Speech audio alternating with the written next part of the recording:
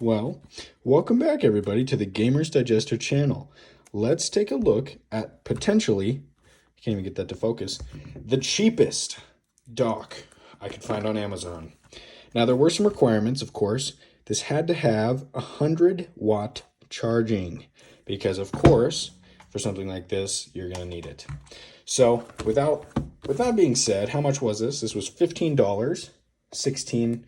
I think it ended up being something like like really close to $17 after tax and stuff. But I had my suspicions because not only were there probably 300 others that looked exactly like this, they just didn't have a little name printed on it. They were 40, some were 30, some were on sale to be 25. They all look identical. I mean, I don't gamble, but I'm willing to bet that these are all just being drop shipped. And I mean, I could really tell by the top cable that they all used. This guy. Okay, already. Ugh. Okay, let's take a look here. Get all this crap out. Throw that over the ground. Oh. All right, so we have got a very lightweight, really lightweight. It's hard to believe. I mean, oh my gosh, that's such thin aluminum. It is aluminum, but it feels extremely. That is already peeling off. You know what? It's a stand. We'll have to see if this works. I think this might be the first video where I actually do like a cut again. 15 USD. I mean, those are all USB 3.0. Check it out. USB-C in, HDMI out. 1,000 gigaschmites of Ethernet. Up to 300 gigazytes better. All right, I'm gonna cut and we'll actually see how this thing works. We're gonna plug her into my monitor here, see what we've got going on. But all right, welcome back everybody. So besides this being an absolute nightmare, the frame rate is stuck at 60. I've tried multiple different HDMI cables. I've tried using a cable and this here. That won't go past 45 watts. So something in the actual, I think it's this cable right here. On the actual Amazon page, it says it has a diagram showing the power going in at 100 watts and the power going to the device at 100 watts. Here we see that is not true at all. Let us open up a game and see how that plays. I'm thinking we do the tried and true Forza Horizon 5. Yeah, I have no idea why it's not going past 120 hertz. It looks really good. It's really snappy. And the one thing I was afraid of was if it's not going, it's just stuck at 99. So I played a little bit of a different game there for a second and it's stuck at 99. So it is like charging. It's not using it yet faster than it's charging, which is good. But already that's the biggest L of the thing so far. And I totally think it might just be my HDMI cables. I just use DisplayPort for everything. When I played my Xbox Series X, I knew that I had a few cables that were capable of like 2K 120. I didn't have like the newest like HDMI cables. If you guys remember that whole, I can't even remember what, it's like 5.1 or 5.0, 5.2, something like that. Like the brand new ones that can do 4K 120 that. I knew I had some that were 2K 120 and I don't know if I can find them or not. Every one I've used is new. So I don't know if it's that or if it's just the device. I don't know if it was made to output 120 hertz. So we're learning a lot of stuff here. Let me tell you guys, I am so glad that this was only $15.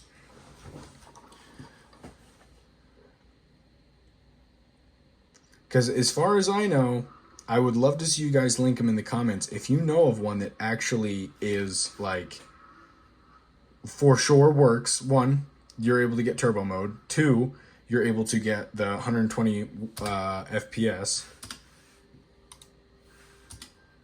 I'd love to see it. So, and the price point too. I'd love to see how that compares to this. So right now, this is for sure absolutely made with the Steam Deck in mind. And that was something that I kind of expected to happen. And it was interesting. So when I was making my original videos for why I think that the Asus is in a bad place as far as accessories, I don't think you guys understand how many people told me to just use the Steam Deck accessories and to just quit complaining about it. This is one of those things, right? Like, there is a difference between this being $15 and something from JSOX costing $100. You could buy a lot of these for that price. But I think the bigger issue is we don't even really know if the JSOX one works because it doesn't say, like, nothing is being made for the Ally. And I don't want to take my chances. I'd rather take my chances on a $15 piece of garbage than I would a $100 item that could equally be garbage per case, like, use.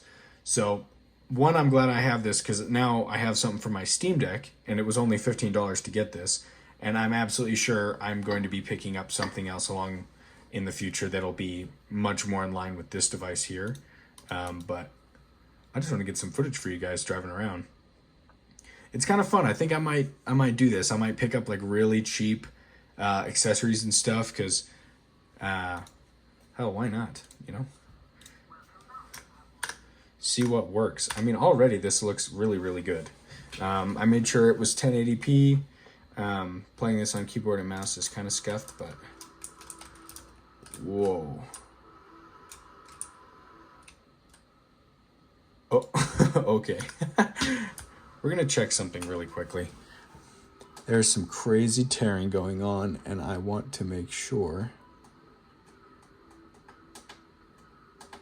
We're going to change that setting there. A lot of this is just going to be troubleshooting, you know? Buying products that aren't made for this device, you're going to have to put on the old... There we go.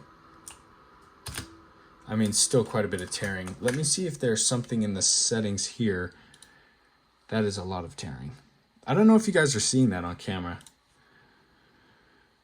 Vertical sync. Turn that on. 60 FPS. See, it won't even let us go higher. So I think it is literally just bound by wow,